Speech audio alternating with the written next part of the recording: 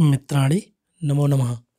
अद्य अहं पुनः गतोऽस्मि स्वकीय YouTube channel Sanskrit classes by Ashok Mishra एतेन माध्यमेन अद्य वयम् अष्टमवर्गस्य रुचिरा पाठ्यपुस्तकस्य अनुशिक्षणे त्रयोदशः पाठः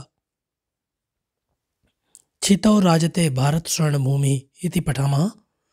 जैसा इस पाठ के नाम से ज्ञात होता है, यह भारत भूमि इस धरा को सुशोभित करती है, इस धरा पर सुशोभित होती है। यह पाठ डॉक्टर कृष्णचंद्र त्रिपाठी महोदय ने लिखा है और इस पाठ के माध्यम से भारत के गौरव का गान किया गया है। इस पाठ में कवि ने भारत के देश की प्राचीन परंपरा, संस्कृति, आधुनिक शास्त्र, प्रक्षेपण शास्त्र इत्यादि के विषय में चर्चा की है। आइए हम सभी क्रमशः एक एक श्लोक देखें। सुपूर्णम सदैवास्ति खाद्यान भाण्डम नदीनां जलम यत्र पीयूष तुल्यम इयं स्वर्णवद् भाति सस्यैर्धरेयं छितौ राजते भारत स्वर्णभूमि। इस धरा की विशेषता बताते हुए कहा गया कि यत्र खाद्यान्न भाण्डम सदैव सुपूर्णम अस्ति, अर्थात जिस धरा पर खाद्यान्न का भंडार, भोज्य पदार्थ का भंडार सदैव पूर्ण रहता है, अर्थात कभी भी न्यून नहीं होता है। नदीनाम जलम पीयूष तुल्यम, और नदियों का जल अमृत के समान है। इयम धरा सस्यैः स्वर्णवद् भाति, यह धरती पौधों के कारण सोने के समान दिखाई देती है। हम सभी गर्मी के मौसम में देखें तो जब गेहूं की बालियां पक जाती हैं तो यह धरा सोने के समान सुशोभित होती है, दिखाई देती है। इयम स्वर्णभूमि भारत स्वर्णभूमि छितौ राजते, यह भारत रूपी स्वर्णभूमि इस धरा पर सुशोभित होती है। हिंदी भावार्थ को देखें तो भारत में आज अनाज का भंडार सदा भरा रहता है। यहाँ की नदियाँ अमृत के समान हैं, अर्थात उनके जल अमृत के समान हैं।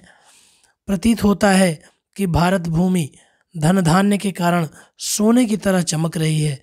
जैसा मैंने बताया कि गेहूं की बालियां और धान की बालियां जब पक जाती हैं तो सोने के समान यह भूमि सुशोभित होती है।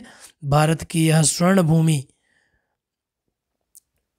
पृथ्वी पर सुशोभित हो रही है, अर्थात यह स्वर्ण भूमि संपूर्ण पृथ्वी पर विशेष रूप से सुशोभित हो रही है। आइए कुछ प्रश्नों को देखें। तो का भांति कौन सुशोभित हो रही है? तो इयम धरा, इयम धरा कथम भांति, यह धरा कैसे सुशोभित हो रही है? तो स्वर्णवद् भांति, सोने के समान सुशोभित हो रही है। इयम धरा कैः स्वर्णवद् भांति, किसके कारण सोने के समान दिखाई देती है? तो सस्यैः स्वर्णवद् भांति। का राजते, तो यह भारत स्वर्णभूमि राज करती है इस पृथ्वी पर। कुत्र राजते, तो छितौ अर्थात भूमि पर, धरती पर। आइए अगला श्लोक देखें।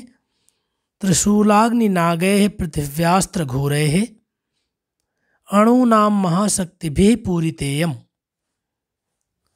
सदा राष्ट्र रक्षा रतानां धरेयं छितौ राजते भारत स्वर्णभूमि।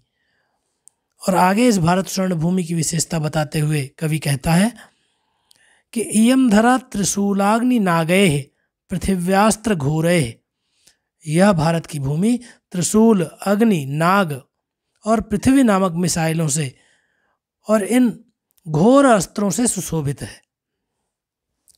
अणुनाम महाशक्ति भी पूरिता अस्ति, और यह भारत भूमि अणुशक्ति से परिपूर्ण है, अर्थात नाभिकीय हथियार भी, परमाणु हथियार भी भारत के पास हैं। इयम धरा सदा राष्ट्र रक्षा रतानाम अस्ति, यह धरती सदैव राष्ट्र की रक्षा में लगे हुए सैनिकों की भी है। इयम स्वर्णभूमि छितौ राजते, यह भारत स्वर्णभूमि इस धरा पर सुशोभित होती है।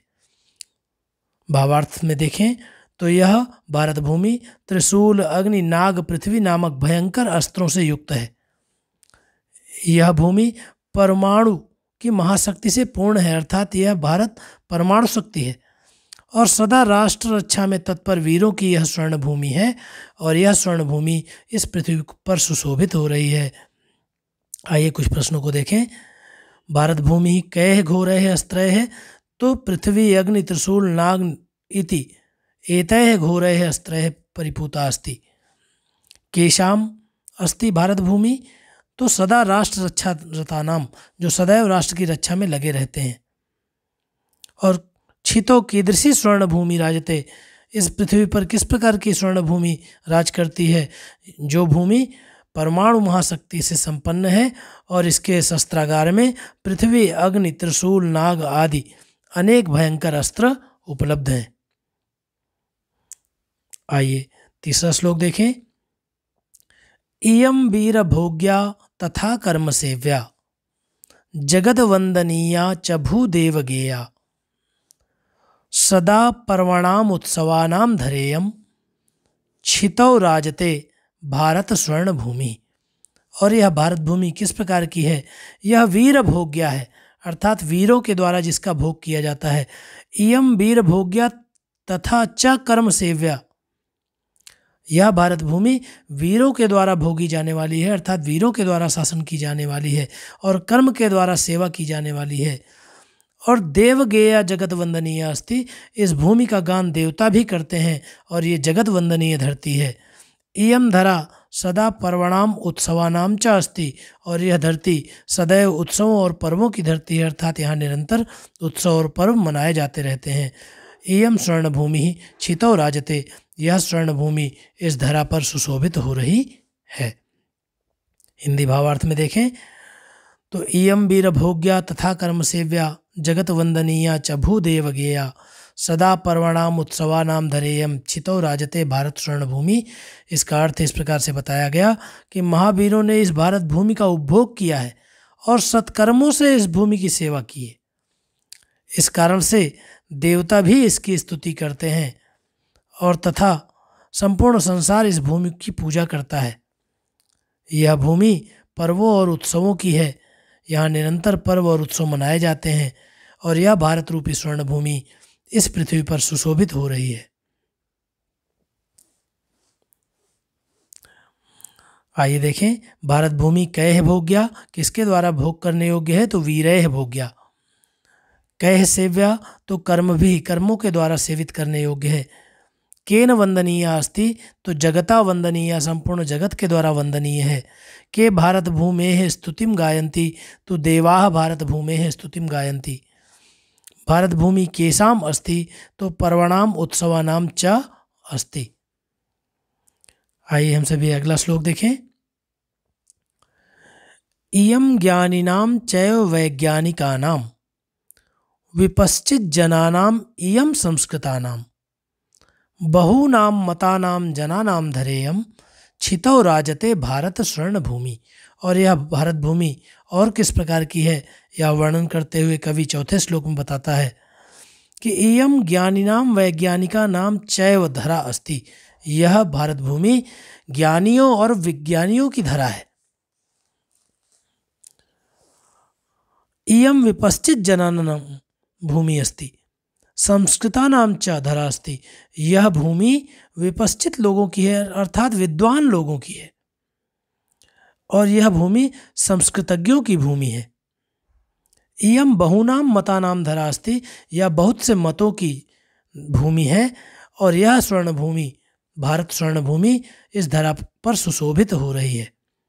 आइए हिंदी भावार्थ से देखें तो यह ज्ञानियों, वैज्ञानिकों, विद्वानों और सुसंस्कारित लोगों की भूमि है।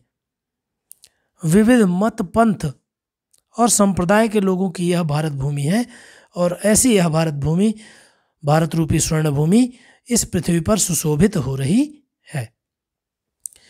भारत भूमि केसाम अस्ति, तो ज्ञानिनाम अस्ति, पुनः केसाम अस्ति, वैज्ञानिकानाम अस्ति। किम भारत भूमि विदुषाम अस्ति, आम, हाँ, भारत भूमि विद्वानों की भूमि है, विदुषाम भूमि अस्ति। किम भारत भूमि असंस्कृतानां भूमि अस्ति, न भारत भूमि संस्कृतानां भूमि अस्ति। भारत भूमि कति मतानां भूमि अस्ति, कति मतानां जनानां अस्ति, तो बहुनां मतानां जनानां अस्ति, अर्थात बहुत से मतों के लोग इस भारत भूमि पर निवास करते हैं।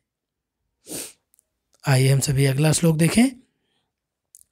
इयं शिल्पिनां यंत्र विद्याधराणां भिषक शास्त्रिणाम भ्रू प्रबंधे युतानाम नटानाम नटीनाम कवीनाम धरेयम छितौ राजते भारत स्वर्ण भूमि। अब इस श्लोक के माध्यम से यह बताया गया कि इस भारत भूमि पर शिल्प और यंत्र विद्या को जानने वाले भी हैं। ये भारत भूमि शिल्प विद्या, किसी भी प्रकार की वस्तु का निर्माण करने को शिल्प कहा जाता है, और यंत्र विद्या को जानने वाले लोगों की है। भिषक शास्त्री नाम, और जो भूमि शास्त्र को जानते हैं, अर्थात जो भूमि की नियोजन पद्धति को जानते हैं, अर्थात कृषक इत्यादि, जो भूमि की प्रबंधन शक्ति को जानते हैं, ऐसे लोगों की धरा है। इयम नटानाम नटीनाम कवीनाम च धरा अस्ति। यह नटानाम अर्थात नायकों की, नटीनाम नायिकाओं की और कवियों की धरती है, और यह भारत भूमि धरा पर सुशोभित हो रही है। यह शिल्पियों, यंत्र विशेषज्ञों, चिकित्सकों, समाज सेवियों की भूमि है। यह अभिनेताओं तथा अभिनेत्रियों, कवियों की भूमि है। यह भारत की स्वर्ण भूमि पृथ्वी पर सुशोभित हो रही है।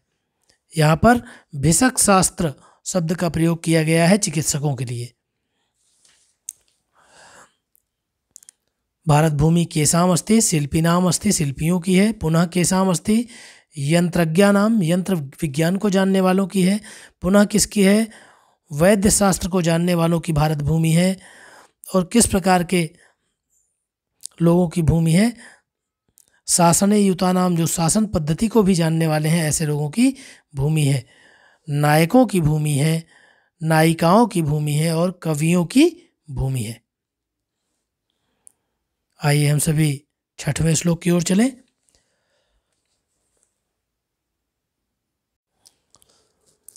वने दिग्गजानाम तथा केसरीणाम तटीनाम इयं वर्तते भूधराणाम शिखीनाम सुकानाम पिकानाम धरेयम छितौ राजते भारत स्वर्ण भूमि।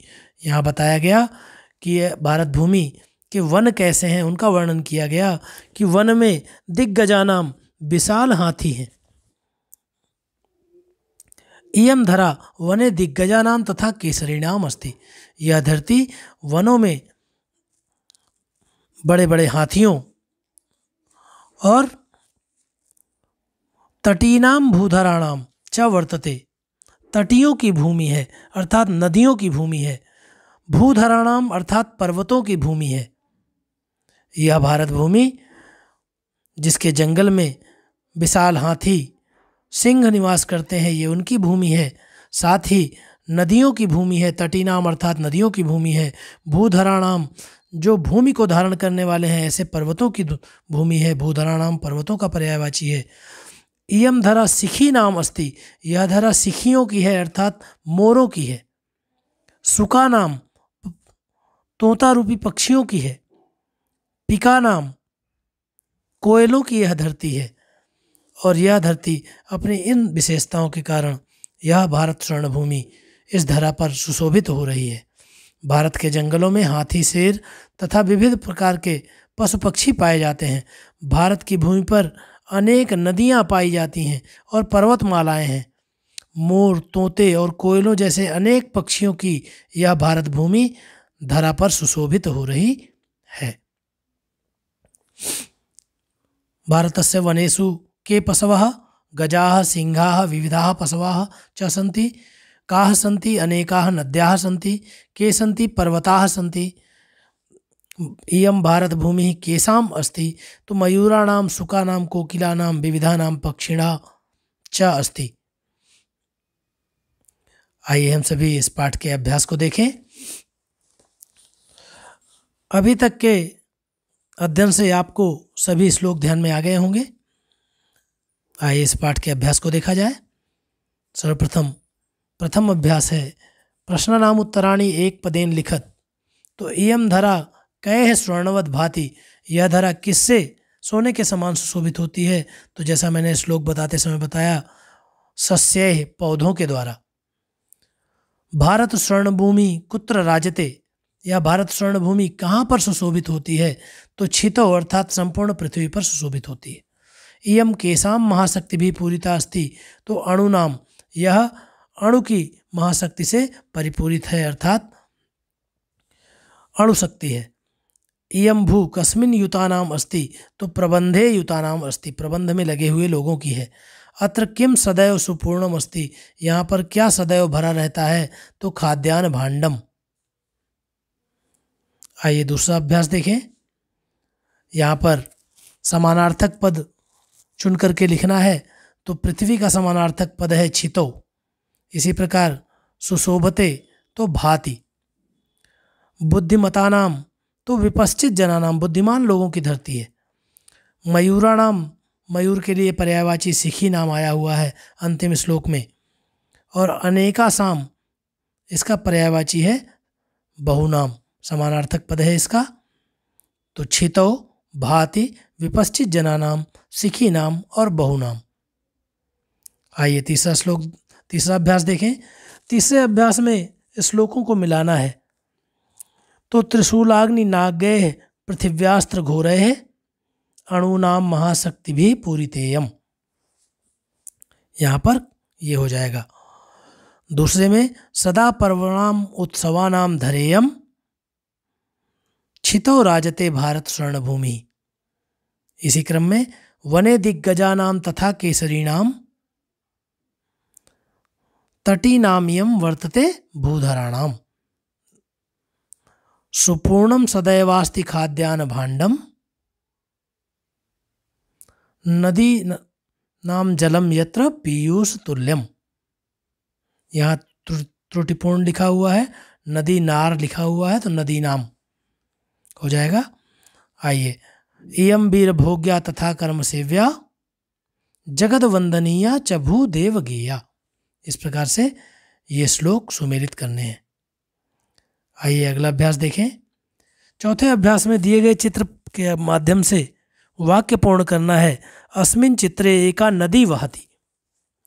नदी कहाँ से निकलती है, तो भूधरात, पर्वत से निकलती है। और नद्याः जलम भवति, नदी का जल कैसा होता है, तो पीयूष तुल्यम, जैसा आपने पाठ में पढ़ा है। और सस्य सेचनम भवति, पौधों का सिंचन किया जाता है, पौधों की सिंचाई होती है, तो भारते, भारत में पौधों की सिंचाई होती है।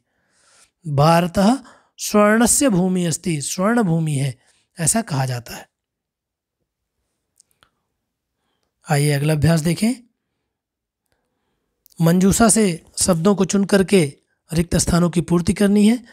पांचवें अभ्यास में तो अस्मिन चित्रे अस्त्राणि दृश्यन्ते, इस चित्र में अस्त्र दिखाई दे रहे हैं। एतेषाम अस्त्राणाम प्रयोगः युद्धे भवति, इनका प्रयोग युद्ध में होता है। भारते एतादृशानाम अस्त्राणाम प्रयोगेण विकसित देशः मन्यते, भारत को इन अस्त्रों के प्रयोग के कारण ही विकसित देश माना जाता है। अत्र परमाणु शक्ति प्रयोगः अपि भवति, यहाँ परमाणु शक्ति का भी प्रयोग किया गया है, यानी उसका परीक्षण किया गया है। आधुनिकैः अस्त्रैः सैनिकाः अस्मान् शत्रुभ्यः रक्षन्ति, आधुनिक अस्त्रों से सैनिक हमारी शत्रुओं से रक्षा करते हैं। उपग्रहाणाम सहायतया बहुनी कार्याणि भवन्ति, उपग्रहों की सहायता से बहुत से कार्य होते हैं। आइए छठवां अभ्यास देखें। छठवें अभ्यास में चित्र को देख करके हमें वाक्य निर्माण करने हैं। तो अस्मिन चित्रे मातुः हस्ते स्थालिका वर्तते, इस चित्र में माता के हाथ में थाली दिखाई दे रही है। स्थाल्याम प्रज्वलिताः दीपाः सन्ति, थाली में जलते हुए अनेक दिए हैं। और माता क्या कर रही है, माता प्रज्वलितान दीपान भित्तौ स्थापयति, माता जलते हुए दीपों को दीवार पर रख रही है। तस्याः सुता अपि तस्याः सहयोगम करोति, उसकी पुत्री भी दीपकों को रखने में उसका सहयोग कर रही है। सुतायाः पिता भ्राता च तत्रैव तिष्ठतः, उस कन्या के पिता और भाई वहाँ पर खड़े हैं। इस प्रकार से ये 5 वाक्य आसानी से लिखे जा सकते हैं। द्वितीय छठवें का दूसरा खंड है, रक्षाबंधन का दृश्य दिखाई दे रहा है। तो इदम चित्रम रक्षाबंधन पर्वणः वर्तते, यह चित्र रक्षाबंधन का है। भगिनी भ्रातुः हस्ते रक्षा सूत्रम बध्नाति। यहाँ पर भ्रातु हो जाएगा, उकार उ की मात्रा नहीं लगी हुई है, आप लोग संशोधित कर लेंगे। बहन भाई के हाथ पर रक्षा सूत्र बांधती है। भगिन्या भ्रातुः कृते मिष्ठान्नमपि आनीतवती। बहन ने भाई के लिए मिठाई भी लाई है। सा भ्रात्रे मिष्ठान्नम भोजयति। वह भाई को मिठाई खिलाती है। भ्राता भगिन्ये उपहारम दास्यति। भाई बहन को उपहार प्रदान करेगा। क्योंकि यहाँ चित्र में आपको उपहार दिखाई दे रहा है, तो चित्र को देख करके वाक्य सरलतापूर्वक बनाए जा सकते हैं। आइए अगला अभ्यास देखें। अस्मिन् चित्रे अनेके वृक्षाः सन्ति। इस चित्र में अनेक वृक्ष हैं। एकस्य वृक्षस्य समीपे एकः हरिणः तिष्ठति। एक वृक्ष के समीप एक हिरण बैठा हुआ है। अन्यस्य वृक्षस्य समीपे मयूरः तिष्ठति। और दूसरे वृक्ष के समीप मयूर बैठा हुआ है, मोर एक बैठा हुआ है। एकस्य वृक्षस्य ऊपरि खगाः उत्पतन्ति। एक वृक्ष के ऊपर यहाँ आपको पक्षी उड़ते हुए दिखाई दे रहे हैं। वृक्षाः अति विशालाः सन्ति। ये जो जितने भी वृक्ष दिखाई दे रहे हैं वो अत्यंत विशाल हैं। वृक्षाः अति विशालाः सन्ति। तो मित्रों, धन्यवादः। इस प्रकार से आप लोगों ने इस पाठ का अध्ययन किया। छितो राजते भारत स्वर्णभूमि। इसी प्रकार से पाठ्यक्रम से संदर्भित सभी पाठों के वीडियो देखते हुए इस चैनल को सब्सक्राइब करें। Sanskrit classes by Ashok Mishra. देखते रहें मेरा यूट्यूब चैनल। नमो नमः। पुनर्मिलते।